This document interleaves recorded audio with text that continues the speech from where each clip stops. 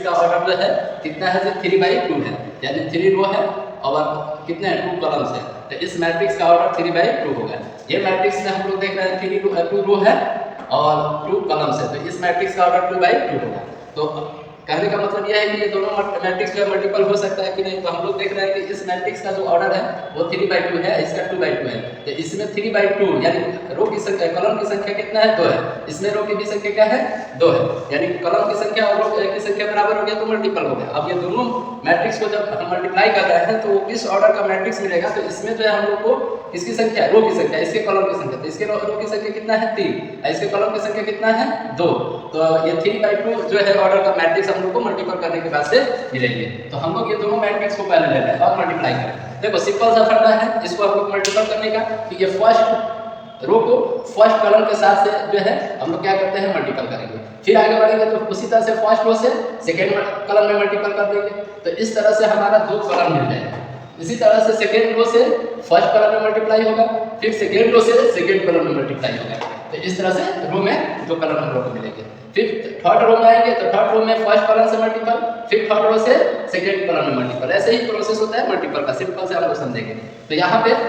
देख रहे हैं कि फर्स्ट रो फर्स्ट कॉलम, इसका पहला एलिमेंट 3 है,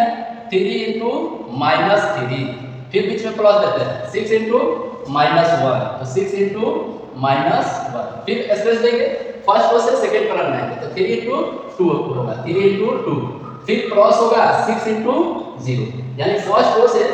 फर्स्ट कॉलम में ये होगा और फिर फर्स्ट रो से सेकंड कॉलम में ये हमारा कंप्लीट हुआ। उसी तरह से सेकंड रो से फर्स्ट कॉलम में आएंगे तो 5 × -3 प्लस 2 ×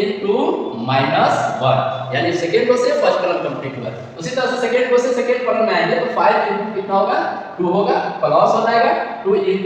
0 हो जाएगा। फिर आप लोग सेकंड कॉलम में आएंगे तो सेकंड कॉलम से फर्स्ट सेकंड रो से थर्ड रो से जो है सेकंड फर्स्ट कॉलम में मल्टीपल करना है, तो यहाँ पे 7 × कितना होगा 7 × -3, फिर बीच में प्लस, फिर जो है 8 ×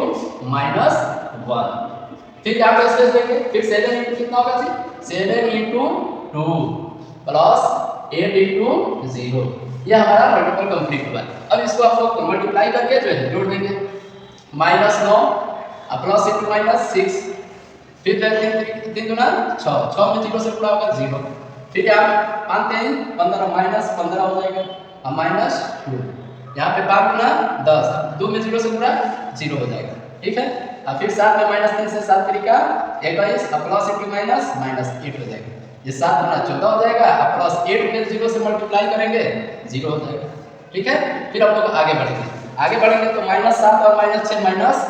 -15, 8 में 0 जोड़ेंगे 6 में 0 जोड़ेंगे 6 हो जाएगा, -17 -2 -15 -2